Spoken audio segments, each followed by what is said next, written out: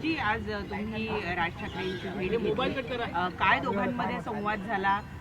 शेतकऱ्यांच्या मुद्द्यांच्या संदर्भामध्ये सुद्धा काही माहिती आपण राज ठाकरेंना दिली. शेतकऱ्यांचा विषय हाच एक संवाद होता आणि त्या संदर्भातला कशा पद्धतीनं समोर गेलो पाहिजे, पुढचे आंदोलन कधी आणि केव्हा करणं अधिक व्यवस्थित होईल, या सगळ्यावर एकंदरीत चर्चा झाली. आणि आमचा हेतू तोच आहे का हे आंदोलन म्हणजे जसं राजसाहेबांनी सांगितलं का ते बच्चू कडूच्या नावापुरतं न फिरतं ते शेतकरी म्हणून कसं जाईल समोर, तोही आम्ही विचार करू. कारण आखरी मी मोठं होणं हा काही फार महत्त्वाचा विषय नाही आहे. शेतकरी जो अडचणीत सापडलेला आहे आणि सरकार त्याची जे काही टिंगलबाजी करतं आहे ते फार चुकीचं आहे. देवेंद्रजी ज्या पद्धतीनं म्हणतात का दुष्काळ पडला तर मग आपण कर्जमाफीचा विचार करू आणि दुष्काळ पडायची वाटच आता सरकार शेतकऱ्यांनी पाहावं असं एकंदरीत जे चित्र उभं केलं जात आहे ही शेतकऱ्यासाठी अत्यंत दुर्दैवी गोष्ट आहे.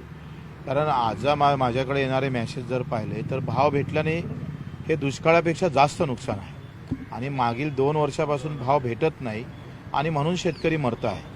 आता हे फडणवीस साहेबांच्या लक्षात आलं पाहिजे, हा विषय महत्त्वाचा आहे. म्हणून मी आमंत्रणही दिलं की आता आमची जे मराठवाड्यात यात्रा निघणार आहे त्या यात्रेत राजसाहेबांनी यावं आणि शेतकरी म्हणून संबोधित करावं. आखरी आमचं तर शेतकऱ्यांचं आमचं स्वप्न आहे का मुंबई अनेक वेळेस बंद होताना आम्ही पाहिली, ती शेतकऱ्यासाठी एक दिवस बंद राहिली पाहिजे. आमचा तोही उद्देश हे आहे का किमान अर्धा 1 तास 2 तास मुंबईनं शेतकऱ्याच्या पाठीशी उभं राहावं. कारण ही आर्थिक राजधानी आहे देशाची आणि या राजधानीतूनच आमच्या शेतकऱ्याला एक दिलासा देणारा आवाज निर्माण व्हावा, त्या अपेक्षा आमच्या राजसाहेबाकडे आहे. बच्चूभाऊ, महाराष्ट्र नवनिर्माण सेना अर्थात राज ठाकरेंनी गेल्यावेळी पाठिंबा दिला होता आंदोलनाला, आज चर्चा झाली आहे. येत्या काळात तुमच्या आंदोलनाला नवं बळ आणि त्याचं स्वरूप व्यापक होईल का मनसेच्या या पाठिंब्यामुळे? बिलकुल. मला असं वाटतं का हा विषय एका पक्षाचा नाहीच आहे आणि एका जातीचा आणि एका धर्माचा नाही आहे. कारण शेतकरी हा सगळ्या जाती धर्मात पक्षात आहे. त्याच्यामुळं मनसेनं ज्या पद्धतीनं समोर आलं तर निश्चितच बळ भेटेल. आमचा अजेंडा हा निवडणुकीचा नाही आहे. मरणारा शेतकरी वाचवायचा आहे.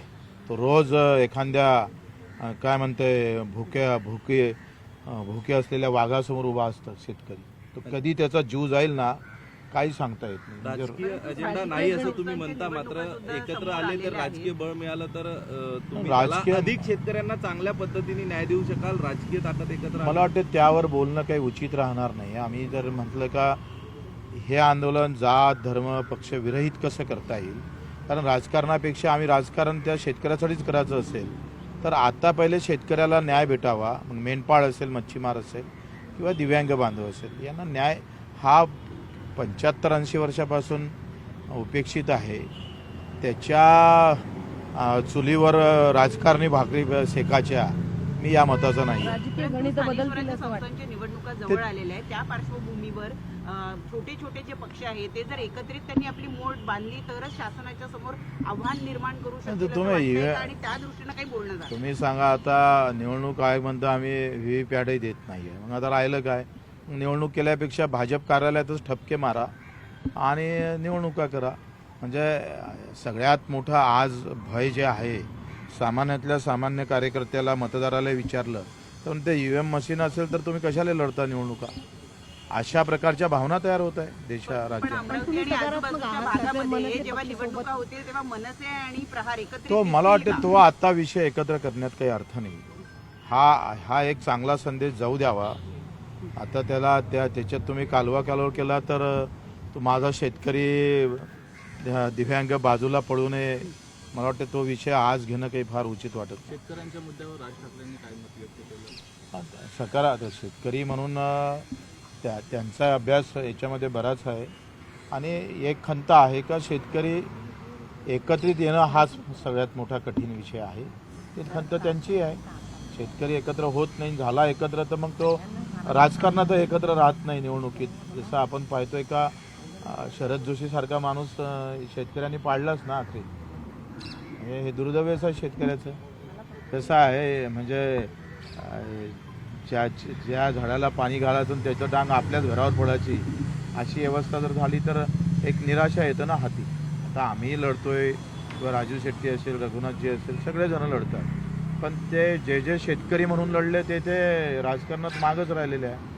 पण तरी तो लढा उभा राहावा, राजकारण बाजूला ठेवून, हा आमचा प्रामाणिक प्रयत्न आहे. तुम्ही यात्रा कधी काढताय आणि तुम्ही निमंत्रण दिलंय तर त्यावर मनसे आता 9 तारखेचं आमचं ते गणपतीनंतर ते बाळासाहेब सांगेन तुम्हाला, गणपतीनंतर त्यावर ते बोलेल.